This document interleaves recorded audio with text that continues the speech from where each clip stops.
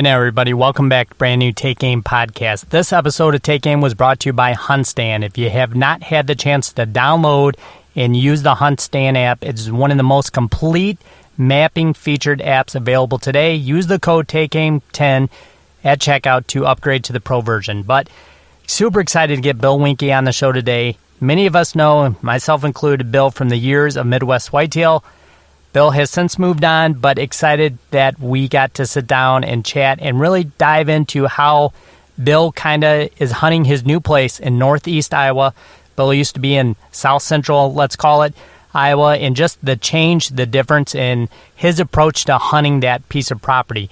And there's a lot of good stuff in this episode from, Bill was previously a large landowner, and now he's leasing a farm, and just all the changes that goes into that about being respectful, what you can do, what you can't do, and the difference in just generally this property he hunts, the elevation is so much different than what he did in southern Iowa. So just all kinds of good stuff, just the right approach and how to do things the right way. So super excited to have Bill on the show.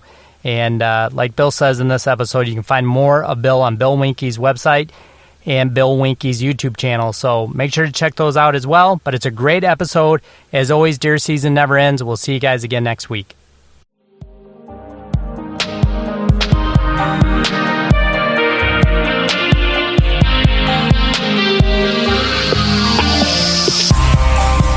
Not one of those things where you set up in one spot and you're only going to see the deer that live in that spot. Generally, on those smaller ridges like that, you're going to see pretty much everything that's up there. So I wasn't anticipating him coming from one specific direction or another. I just figured, at some point, if he's here and he's cruising around, he's going to show up, somewhere. But the surprise was just the fact that it worked, that I actually saw him in daylight with that much time left. Right. And that close, it was, that's pretty exciting. Yeah, for sure it is. And it's exciting too, like you mentioned, why was he up almost 2 hours before dark? What was he doing? Was he going to look for a different acorn patch or, just what in the heck was he doing? It's just I think he was looking for does, just casually checking things out because it was the 29th of October. Oh, okay. And it had been, and it had been pretty cold, for a good long spell there. If you remember last October, it was pretty chilly. Oh, yeah. I just think he was up, just kind of moseying around, seeing what kind of does are out there. I believe he was changing bedding areas is what I think. He was bedded somewhere else. Either it was on that same ridge or another ridge nearby or something, and he was just moseying through there, kind of looking around. He was going to bed again, I believe, before he finally got up and then went down into the valley to feed. So I just think he was just moving around between beds. Yeah, that makes a lot of sense for sure. So this coming year, Bill, like some of the deer that you had from last year, when will you kind of start the process over again and try to, get cameras out and figure out who's the available guy or couple? Yeah. So, and again, it comes back to the system that I've adopted, and it's just my system. I mean, I recommend it to people who have the same goals as I do, but, it's not for everybody. I don't run cameras until the bucks have shifted out of their summer ranges into their fall ranges. Like September, you're saying? Yeah, so sometime around the 10th or so of September, 15th of September at the latest, then I'll start running my cameras because prior to that, the bucks have a summer range and they have a fall range. For sure. And when their testosterone rises and then they shed their velvet and then they break up their bachelor groups and then they disperse out into their fall ranges. Well, it doesn't do you a ton of good from a hunting strategy standpoint to know where they're at in August. A few of them will still be there, a few, but most of them are going to disperse into some other range. And, like I said, it's just my method. Some people love to get pictures of them all summer long. I surely don't, say there's anything wrong with that. It just isn't my style. I like to go fishing or do something else, and then the hunting kicks in when I start running cameras after that fall range dispersal. And that's when the real season starts for me, about September 10th or so. So by the middle of October, I'll go almost a month sometimes more, of just pretty serious, camera scouting. Running cameras, okay. Yep. And stay out of the places where I think the deer are living, and just pick them off on the fringes, spots I can drive to with a four-wheeler, ideally. Then I don't have to, I'll wear waders even, like fishing waders when I'm checking cameras. Yep. Yep. So I don't want to do a whole bunch of walking around carrying, I run corn in Iowa over my cameras until, well before I start to hunt. It's legal to do that. You just can't hunt over bait in Iowa, but you can run it in front of your cameras. So I take advantage of that, and I get a lot faster inventory than if I was sitting on trails or mock scrapes. So I'll move them around some, and, usually by the middle of October, I've got a really good idea, what's where. And you'll see changes, though. I mean, it's kind of interesting that you think, well, the whole dispersal has taken place by September 10th or September 15th, but it hasn't. They continue to kind of filter around and settle into those fall ranges up until about the middle of October. After that, they're kind of locked in my experience. If you find a buck in a certain place in the middle of October, he's probably going to be there, for most of the rest of the fall. Yeah, I say that is absolutely true. And, I hunt Michigan, Bill, and it's, it's a lot more high pressure, but I have for years and years and years seen the same thing where I run cameras and I can tell you to a T, like, hey, this is Labor Day weekend. I won't see these guys again. And I'll get my last few pictures and dunzo, it's over until maybe I run pictures again, like, over a scrape, and then I get them to visit at 2 a.m., which tells me, like, hey, he's probably not living here anymore. Right. But it happens really fast in Michigan, and I'm assuming I just contribute that to pressure. Guys kind of start the bow prep, and some of those deer just go and look for those spots right away.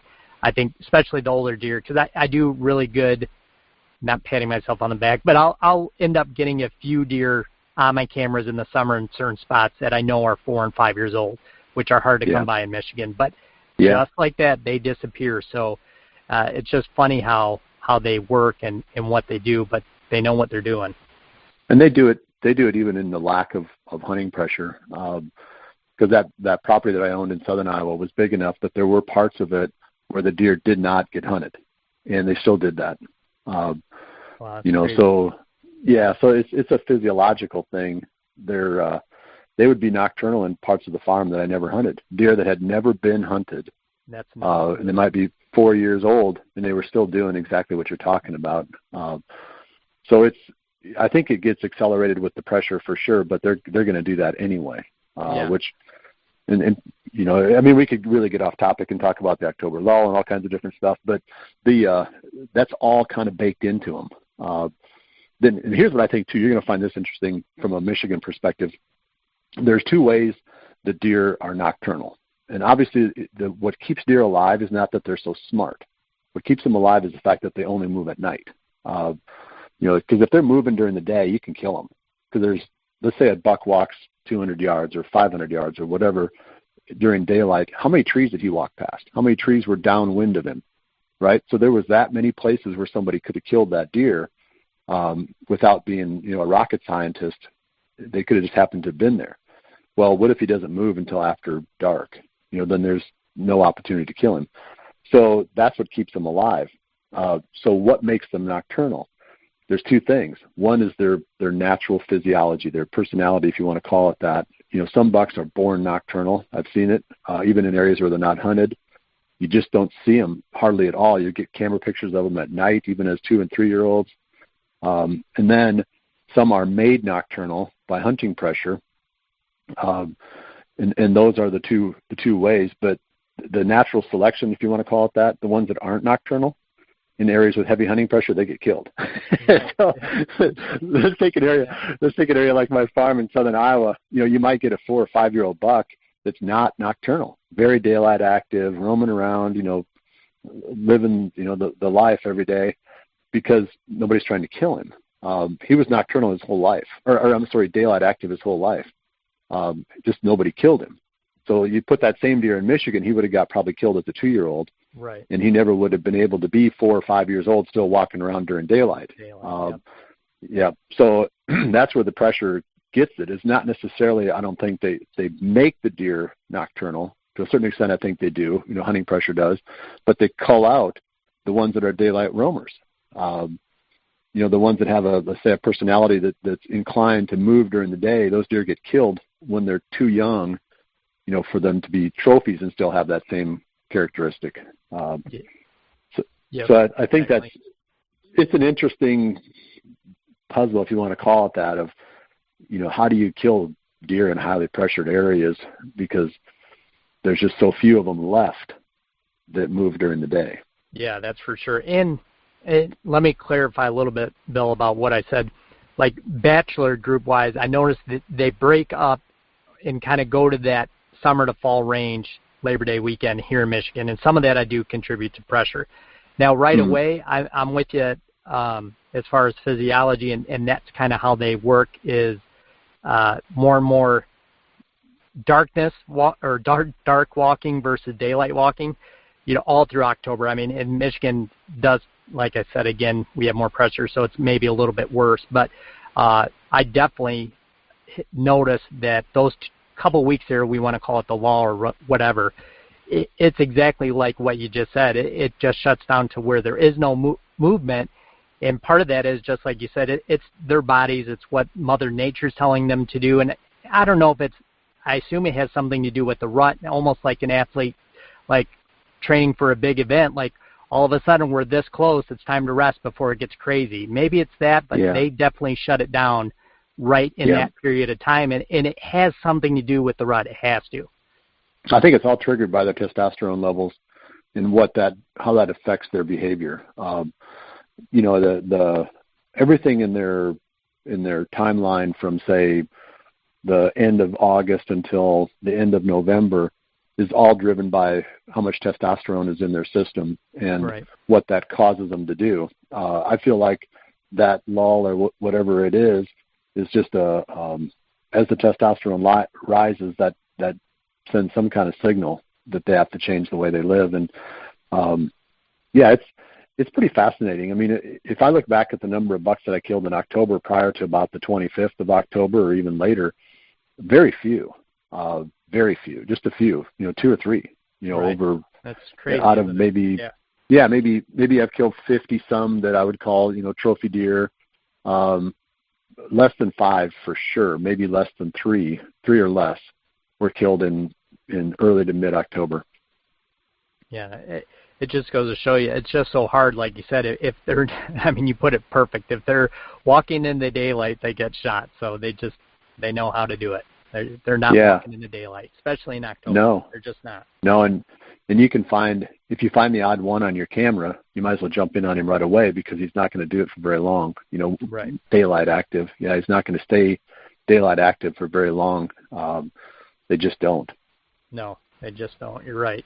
So, well, with that being said, Bill, like going kind of, maybe we got off topic, but the deer maybe you have kind of want to focus on this year. I know we haven't even got to that point this year, but yet for you're saying, but do you feel like there's anything you learned last year that maybe your approach will be slightly different this year, or do you just feel like what I did was correct and I'm just going to kind of keep honing in on it?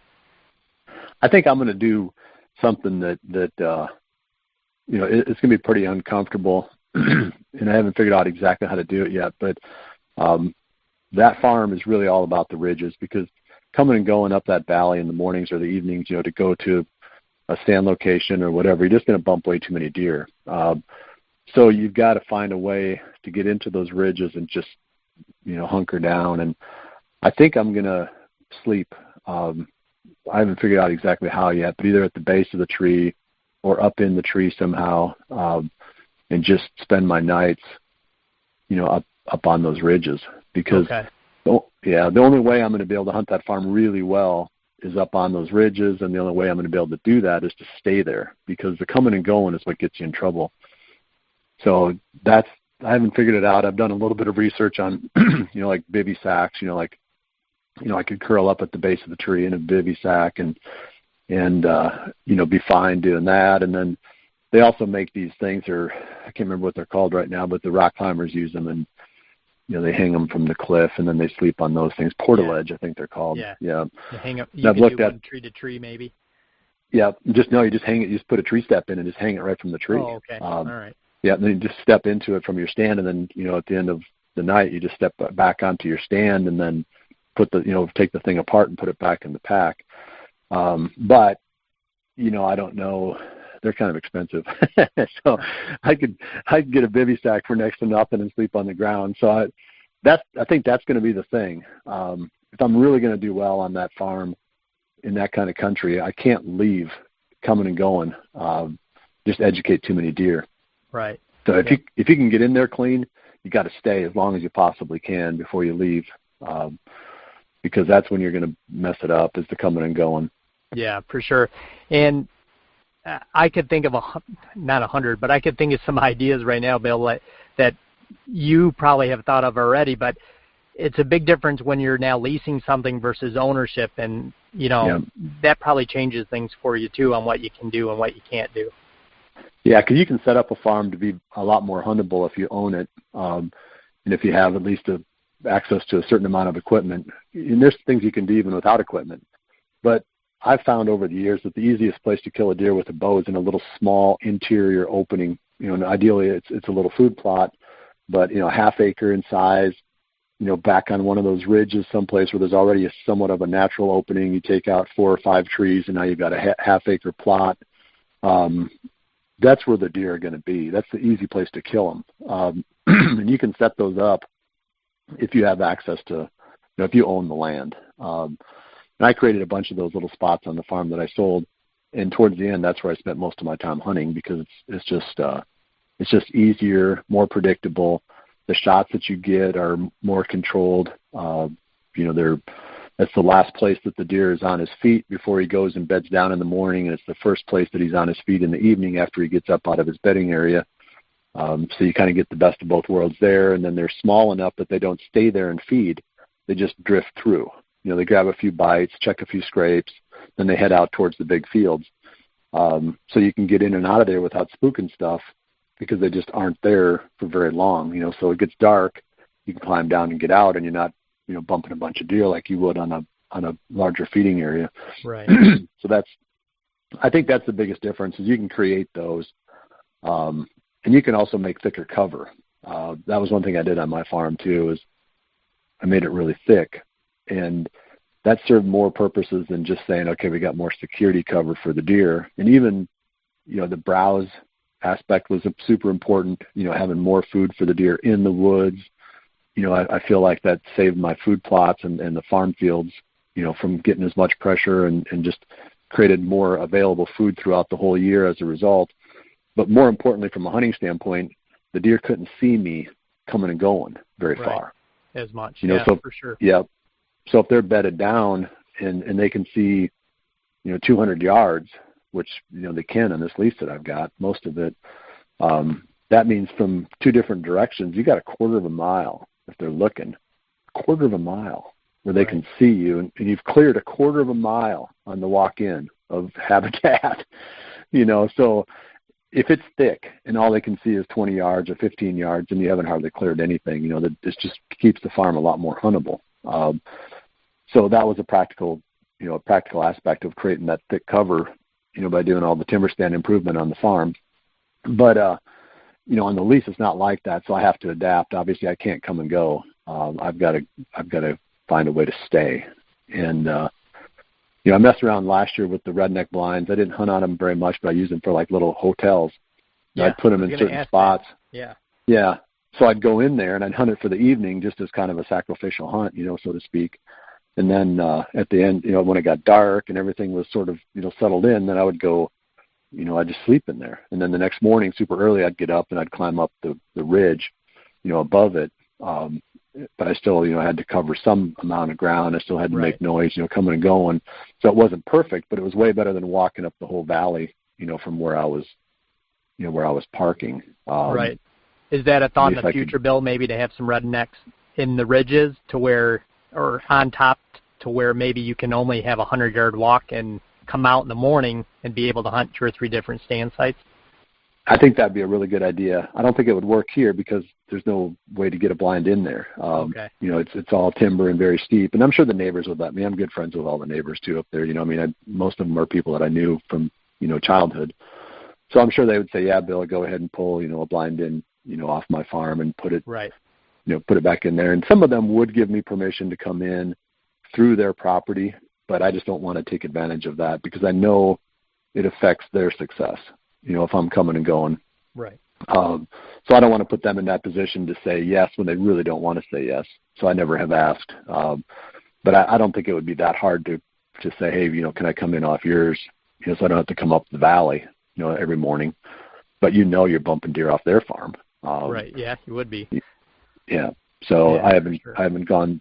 Yeah, I haven't tried that. I figured I'll be kind of more self-sufficient than that. But you're right, though. I mean, the redneck blind sitting up on a ridge like that, say 100 and some yards or whatever away from your tree stand location, would give you a great place to sleep.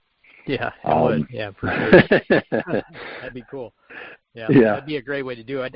I hunt southern Ohio. I'm in Michigan, so southern Ohio, Bill, I don't know if you've ever been through that, but it becomes farm and ag, and then all of a sudden there's these big giant bluffs, and it reminds me a lot of what you do up there in northeast Iowa, like exactly the same type of thing. I got 300 and 400, feet of elevation, and it's just real, being a kind of flatland or what we would call rugged, right? And it's just a lot of the same thing, and I've always said the same thing. I'm like, man, I wish I could just stay right here, and it would just be so less intrusive, and I guarantee you would increase your odds. But, Yeah, and I think there's only one reason why you don't, at least there's only one reason why I don't. It's inconvenient. It's not comfortable. Right. No, it's not. Yeah.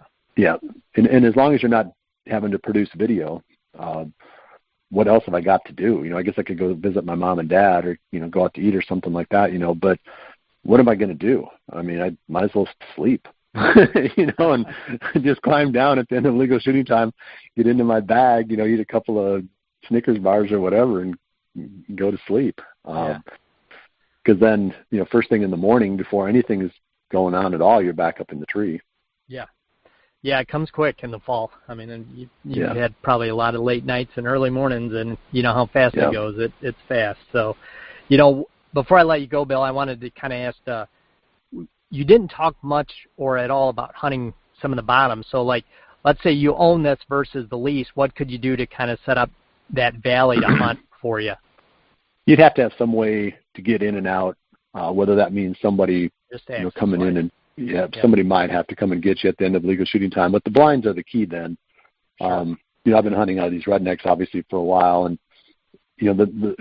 especially the more recent ones they've made over the past few years are more or less airtight. And we've gotten away with murder hunting those things even on the last few years of Midwest Whitetail. Even with two people in there, we'll have the wind blowing right straight from the blind right towards the fields. And the deer will be right there in those fields, 15 yards away, feeding, not paying any attention to us whatsoever. So I know that you can bottle up your scent inside those things. So that's the way you'd have to hunt it. And then, you open the window and you got to be able to move quick. But we've had some success doing that, of getting the window open and getting the shot, before the scent gets to the deer. That's the only way in a lot of cases that you can hunt those valleys like that without, really messing it up. But then you got to have somebody. Sorry, Bill. I assume like your valley there, you don't have some of those like dried up creek bottoms or river bottoms like you did in southern Iowa to kind of access in the morning. It's too big. I mean, there is a creek that runs down through it. And I haven't gone through the chainsaw and cleaned it out, but it's got water. It's got it's a 4-season stream. It's spring fed, and and you'd have to be right in the water more or less. Yeah, and otherwise you're crunching through there. And the fields, there's fields on both sides of it, all the way up the valley. And when we got away with it on the other farm, basically we were using ditches that went past like wooded areas, and just running a ditch, right through the fields, you're going to have a hard time getting away with that, no matter how sneaky you are, even if it's only one person. Especially if you got to go any distance. If you're sneaking, 100 yards and then you can, get behind a road ditch or something, that's one thing. But if you got to sneak a quarter mile or a half a mile, there's an awful lot of deer that are going to know you went through there. Right. Yeah, for sure.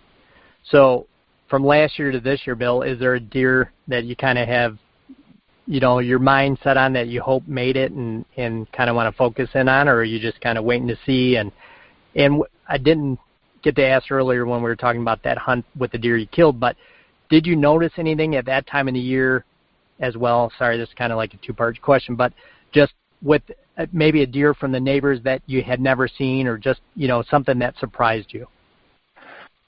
I didn't get surprised by any deer. Not to say that it couldn't happen, but I killed pretty quick, unfortunately. I suppose some people would think that's a good thing, but I really didn't want to kill that quick. I think I started on the 25th and I was done on the 29th of quick. October. Yeah. And so I didn't get a lot of really good experiences on the farm, but so I don't know what's on the neighbors. I didn't see anything that I hadn't had photos of. Okay. And yeah, and that was kind of my experience with Southern Iowa too. Very, very rarely were there surprises. Okay. Everybody assumes. Yeah, they assume that the rut comes and that buck, I never seen him before. He had to have come from a long ways away. But my experience there was that the reason he didn't see him before was because he was nocturnal. Because we would get pictures. I had pictures and at least some history with every buck I killed, except I killed a really nice one in 2019 that he had been on the farm for several years. I just didn't find him that year. And when he showed up, that was the first time I saw him was the evening that I killed him during the 2019 season. But other than that, there weren't that many surprises. And, I think that's fairly common.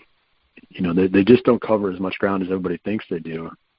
During the rut, you might have the odd one that'll go, like a couple miles or whatever. But normally, if there's decent habitat and quite a few does around, which most of the Midwest is like that. They don't have to leave. No, they don't really. They don't really cover that much ground. But to answer your other question, there is a buck there that he was a really, really nice young buck.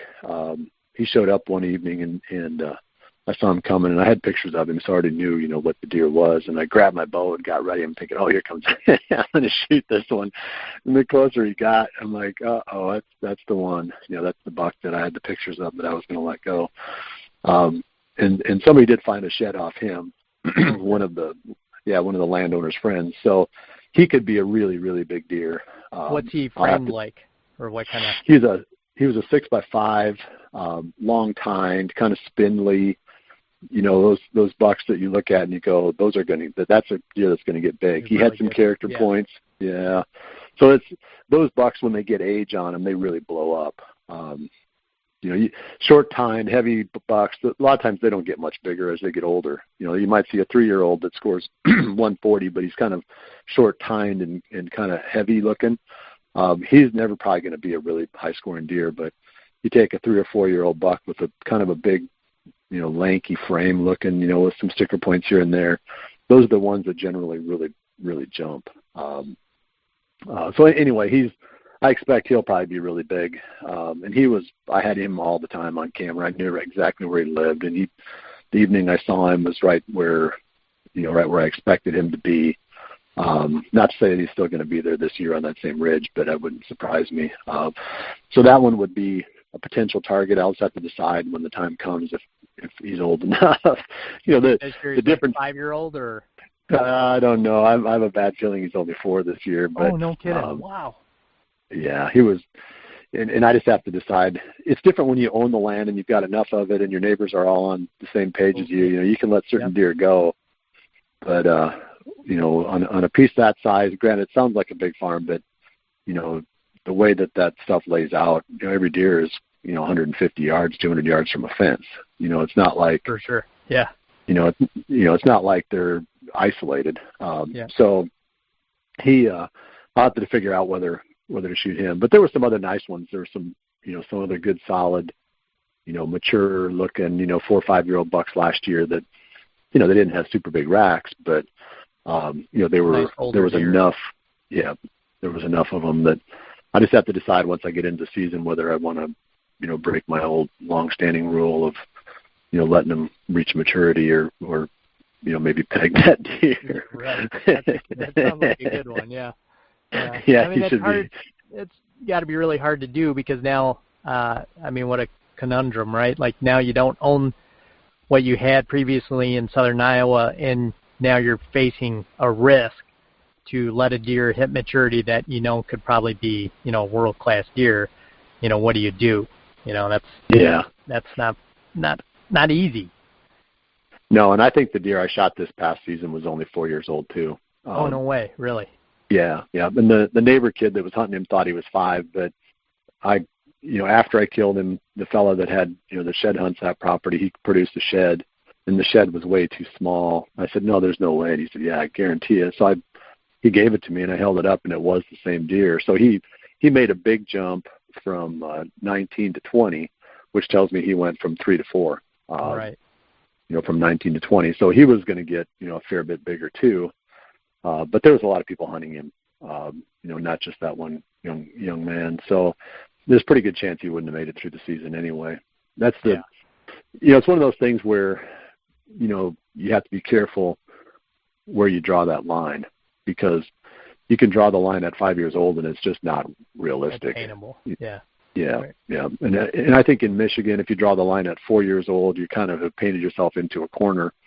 I feel like you can probably kill 3-year-old deer often enough to feel pretty good about it. But gosh, as soon as you say, well, I'm only going to shoot 4-year-old deer, in a state like Michigan, that's pretty tough. It's something else. I'll tell you. That's kind of, the same thing you're facing there, Bill, is what I do here. And it's kind of that rule. Like I set that bar a little too high for years in Michigan and just passed all kinds of nice 130-inch 3-year-olds in Michigan. And for? Because someone else just killed that deer, and it's over. That deer's never going to be 4.5 now. So, unfortunately in Michigan we have 80-acre parcels, 40 acres, 10 acres. There's no, those days of 1,000-acre farms are kind of gone. So what that does is kind of create a little more fence line hunting pressure. And these deer just don't live past that. I mean, it is, I can't even tell you, Bill, it's such a privilege to see a 3-year-old in Michigan. I'll put it that way. Right. It's like a treasure, And I believe it. And I think the only way it ever changes is with co-ops. And even those are fraught with issues, because you got so many different personalities when you got that many properties. Let's say you bond 5 or 6 or 7 landowners together into kind of a loose agreement of what you're going to shoot. And then one of them violates that, and you're like, oh, I let that deer go and you killed him. What the heck? Right. So you run into all kinds of issues even when you create these co-ops. But that's the only way, that you can eventually reach that with the small land holdings like that is the landowners have to be like-minded, and they got to kind of join forces. But it's hard. It's hard to pull that off. And I think it could happen in Michigan. I think there's more people that are leaning in that direction now than there were, when I lived there.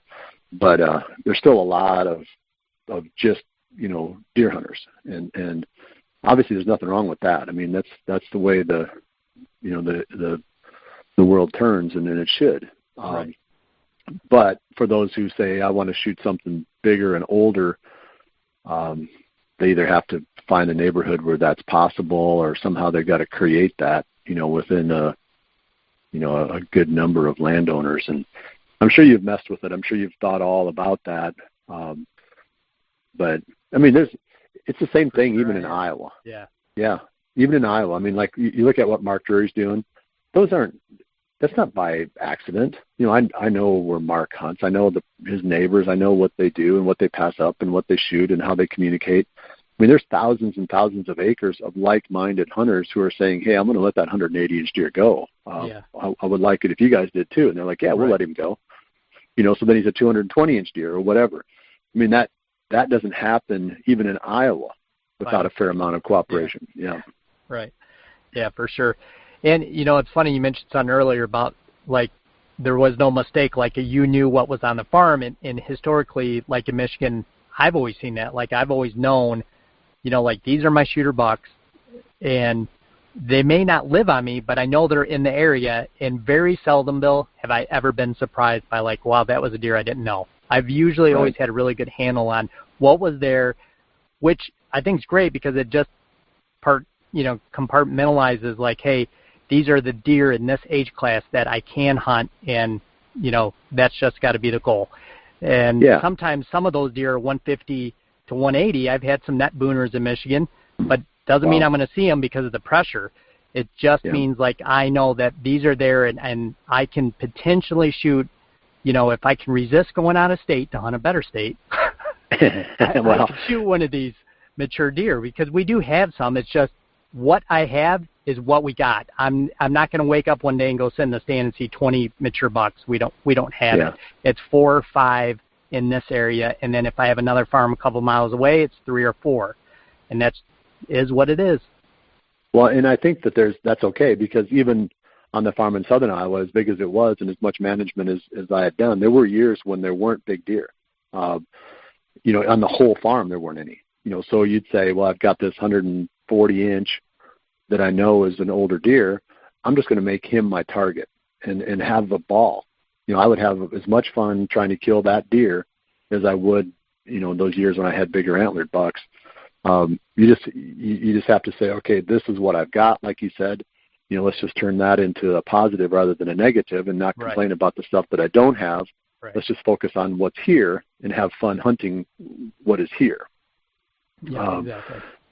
Yeah, and I think that's the whole key to it for everybody to be happy with the kind of hunting that they've got, is not to focus on what they don't have, but to focus on what they do, and make the contest all about that. And it's really tempting, of course. Everybody wants to kill that big deer, and they should find someplace, if that's in their heart, they should find someplace where they can kill that deer and get that out of their system. But at the end of the day, you can have a lot of fun just hunting whatever's there. Yeah, absolutely.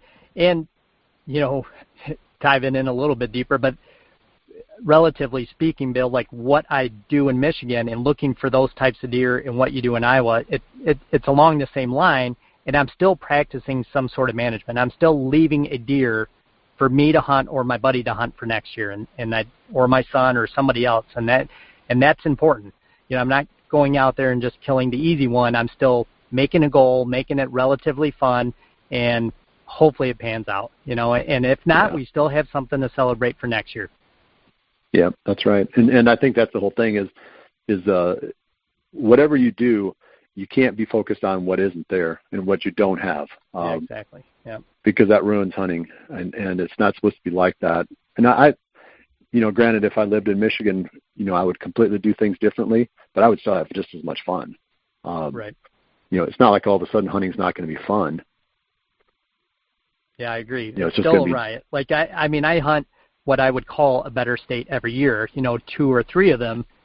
But I will say what I do here, last year I shot a really nice 3-year-old. He's only a 7-point, nothing spectacular, nice brows, but no frame, just a 3-year-old with so-so genetics. And you can probably relate, Bill, it was one of my favorite deer I've ever killed, because it was in Michigan. Guys were 50 yards away on the other side of the fence, and just a perfect morning hunt. I knew these deer were traveling to this little swale coming off their, cornfield in the morning, and that's exactly what he did. He used that low bottom to access this timber and came right out at 30 yards right next to my tree stand, and I shot him, And, but that's a hunt I'll never forget, just because it was Michigan, and I shot a deer in my neighborhood that is, relatively speaking, one of the better deer, and that's all I can do. Yeah. Yeah. No, and I'm sure you were excited when you saw him. It wasn't like you're going, there's a little one. You was like, it's that same rush. You got the same rush on that deer. Yep. Yep. Yeah, you got the same rush on him as what I got on the buck I killed. Yep, exactly. So. Yeah. But yeah, I'm with you, and I think it should always be that, and I always want people to to celebrate hunting, and that's one of the reasons I do this podcast, is promote bow hunting and promote deer hunting, and just for everybody to do their best on their own property and make challenges for themselves and to keep going. So. Yeah. Focus on what you've got and not what you don't. Yep, exactly. So, well, with that said, Bill, I don't want to take any more of your time. I think we've done over an hour, but let everybody kind of know what's next for Bill Winke and where everybody can kind of just follow you and find you and what's coming down the pipeline. I don't have a really solid plan of what I'm going to be doing professionally. I've kind of hit the reset button after Midwest Whitetail, and I haven't, the computer hasn't rebooted just yet. It's still, the little circle is still going around and around, while I was trying to figure out what program is going to come up. But I'm sure I'll do something media-wise. I've got a few little things out there, just kind of some starting points. I've got the BillWinke.com website that I'm putting content on at somewhat of a consistent basis. Then I've been posting videos, again, somewhat consistently to the Bill Winke YouTube channel. I'm probably going to fire those things up to some degree as we get closer to fall. Again, I'm trying to stay away from having a cameraman in the tree with me, but I want to create something relevant and useful, one step short of having to have another person, along on every hunt. Yep. Yeah. So trying to figure out what that media is, whether it's photography and text, or whether it's some kind of self-film video, or podcast / video / text format. Somehow I've got to come up with a formula that is not going to be too annoying to create, that would be useful. So that's kind of the direction I'm leaning. As soon as I figure that out, then I'll dive into that full bore. But like I said, the little button or the little thing is still spinning on the reset until I really dial in on what I'm excited about producing. And that too. I mean, I've done the same thing for a long time, and if you do something long enough, you just kind of want to take a break from it and get refreshed before you dive back in. Right. Absolutely. So that's kind of where I'm at. But yes, I don't have any real firm plan yet, but I do know at some point I'll get back into producing media for the hunting industry. I enjoy it. I like helping people. I don't know if I can make any money at it the second time around, because I don't know if I'm going to try hard enough. Sure. To make everybody happy. To create as much value as what you need to have a sponsor. But I'm at least going to be producing something that hopefully will help people. Yep, absolutely. Well, thanks, Bill, for your time, and we'll have this show out pretty quick here, and best of luck this year, and hopefully we can reconnect again and maybe share another podcast after you kill something nice. Well, I appreciate that. It'll be fun either way, but good luck to you too, Brandon. Yeah, I appreciate it. So as you guys know, you can find us every week, Amazon Music, iTunes, and as always, deer season never ends. We'll see you guys again next week.